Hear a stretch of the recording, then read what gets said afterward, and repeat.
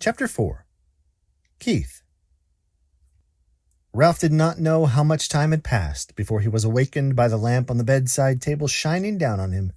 He squeezed himself into the tiniest possible ball, wrapped his tail around his body, and tried to make himself as thin as the apple core.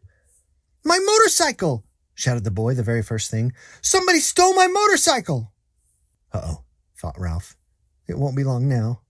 "Nobody stole your motorcycle," answered the boy's mother from 216. "It's around someplace. You just mislaid it. You can find it in the morning. You'd better get ready for bed now." "No, I didn't mislay it," insisted the boy. "I put it right here on the table beside my sports car." "You'll find it someplace," said his mother, not much interested. Boys were always losing things. While Ralph cowered behind the apple core, Keith opened the drawer of the bedside table and slammed it shut. He jerked back the bedspread, yanked the pillows off the bed, and threw them back. Then he got down on his hands and knees and looked under the bed and the table. Ralph wrapped his tail more tightly around his body. "Here it comes," he thought. The boy's face appeared in the opening at the top of the wastebasket. Ralph's heart raced like a motor. "Ha!" said the boy to himself. "Here it is. I wonder how it got there." His hand came down into the wastebasket to seize the motorcycle and lift it out. Still leaning over the wastebasket, he examined the bent handlebar and the chipped paint. "That's funny," he remarked out loud. "It must have rolled off, but I don't see how it could." The boy did the natural thing for a boy to do. He looked into the wastebasket again. Ralph closed both eyes tight and waited. He wished he had not eaten so much of the apple core. If he had not been so greedy, the core would have been thicker, and he would have been thinner. "Hey," whispered the boy, obviously very much surprised. "How did you get in here?" He was careful to keep his voice lower than the sound of the breezes in the pines outside the window. Ralph did not move. He was grateful to the boy for not touching the apple core, even though it was really no protection at all. "Psst," whispered the boy. "Are you asleep?" Still, Ralph remained motionless except for a slight quiver of his whiskers, which he was unable to control. The boy was silent, but the mouse could feel the rhythmic drafts of his breathing. The boy must be thinking, but what was he thinking? That was what was worrying Ralph. "No," said the boy to himself. "No, it couldn't be." "Couldn't be what?" wondered Ralph, who was beginning to feel cramped from crouching behind the apple core. "Hey, wake up," whispered the boy. That was the last thing Ralph wanted to do. "Come on," pleaded the boy. "I won't hurt you." Ralph considered. After all, what did he have to lose? If he stayed in the wastebasket, he was almost certain to get dumped into the incinerator. He might as well come out from behind the core. If he did, he might find some opportunity to escape. Cautiously, he moved his head from his paws and opened one eye. The boy was smiling down at him. Encouraged, Ralph opened the other eye and lifted his head. "That's the stuff," encouraged the boy. "Now come on.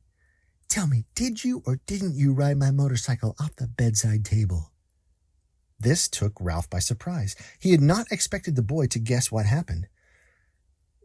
"Well, yes, I guess you might say I did," confessed Ralph, rubbing his aching muscles. "I thought so." Neither the mouse nor the boy was the least bit surprised that each could understand the other. Two creatures who shared a love for motorcycles naturally spoke the same language. "That must have been some accident. Did it hurt much?" "Oh, some," answered Ralph with a display of bravado. "Anyway, I didn't exactly ride it. I really coasted off. The telephone rang and startled me. Now, how about getting me out of here?" "Just a minute," said the boy. "How did you get up here in the first place?" "Climb, stupid, on the telephone cord." Ralph instantly regretted his rudeness. He had better watch his tongue if he expected any help in escaping from the wastebasket. "Oh, of course," said the boy apologetically. "I should have thought of that myself." At that moment, there came a quick knock on the door to room 215 and the rattle of a key. "Help!" cried Ralph. "The maid! Don't let her see me!" Before the boy could do anything, the maid burst into the room. "Oh, excuse me." She seemed surprised to see a boy kneeling by the wastebasket. "I've come to turn down the bed." "That's all right," said the boy quickly. "I can do it myself. Thanks anyway." "Thank you," said the maid, backing out of the room. Ralph knew she was not anxious to waste time turning down the bed. As soon as she finished her duties, she was going out to the parking lot to meet a busboy, a college boy whose job was clearing tables in the dining room. Phew, that was close. The boy seemed every bit as relieved as Ralph. I'll say, agreed the mouse. Keith, called his mother from room 216. Are you getting ready for bed? Sort of, answered Keith. You better come in our bathroom and take a bath, said his mother. Oh, gee, Mom, do I gotta? Asked Keith. Yes, you do, said his father. And don't forget to brush your teeth, said his mother. I won't, promised Keith. Then he whispered to Ralph, You just lie low. I'll hurry and take a bath and get into bed and turn out the light, and after Mom comes and kisses me goodnight, we can talk some more. Lie low indeed. Ralph was indignant. He couldn't lie much lower if he wanted to, and he certainly did not want to sit around waiting to talk. He wanted to get out of that wastebasket. Once he was out, he would see about talking, but not before. Ralph could hear the boy splashing in 216's bathtub and then hastily brushing his teeth in 215's wash basin. After this, there was the sound of a suitcase being opened and clothes dropped on the floor. The boy hopped into bed, and to Ralph's relief, the light was turned out. In a moment, Mrs. Gridley came in to kiss her son good night. Oh, good night, Mom, said the boy, sounding as if he were already drowsy. Good night, Keith, said his mother. It looks as if we are going to have to stay here for a few days. Your father refuses to budge. That's okay, muttered Keith, giving the impression he was almost asleep. Good boy, said his mother. You're a good sport. Good night, son, said the boy's father from the doorway between the two rooms. Keith did not answer. Instead, he breathed slowly and deeply and, as Ralph thought, a bit too noisily. There was no sense in overdoing things. As soon as all was quiet in the next room, the boy swung his legs out of bed, fumbled around in his suitcase, and shone a flashlight into the wastebasket. Almost blinded by the unexpected light, Ralph held his paws over his eyes. Hey, cut that out! He could not remember to be polite. Oh, sorry. The boy laid the flashlight on the bed where its beam shone across the wastebasket rather than into it. That's better, said Ralph. Now, how about getting me out of here? As an afterthought, he added, Please. The boy ignored the mouse's request.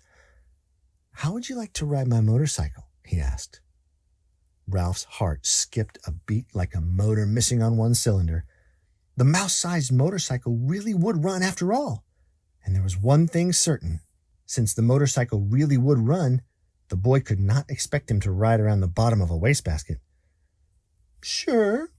Ralph tried to sound calm. The important thing was to get out of this prison. He braced himself, dreading the touch of the boy's hand on his fur. To Ralph's surprise, the boy did not reach in and grab him. Instead, he slowly and gently tipped the wastebasket on its side, permitting Ralph to walk to freedom with pride and dignity. Thanks, said Ralph, genuinely grateful for this consideration. I believe you're okay. Sure I'm okay, said the boy, setting his motorcycle down beside Ralph. Did you think I wasn't? You never can tell. Ralph put his paw on the handlebar of the motorcycle. Oh, it's a real beauty, even with a bent handlebar. I'm sure sorry about that. Forget it, said the boy reassuringly. It won't hurt much. The motorcycle will still run. Ralph threw his leg over the motorcycle and settled himself comfortably in the seat. Perfect, just perfect. The boy was obviously delighted that his motorcycle was just right for a mouse. Ralph could not have agreed more heartily. It was perfect, except for one thing. He did not know how to start it. Well, go on, said the boy. Ride it. Ralph was ashamed to confess his ignorance. I don't know how to start it, he admitted. It's the first motorcycle I've ever had a chance to ride. You have to make a noise, the boy explained matter-of-factly. These cars don't go unless you make a noise. The answer was so obvious, Ralph was disgusted with himself for not knowing without asking.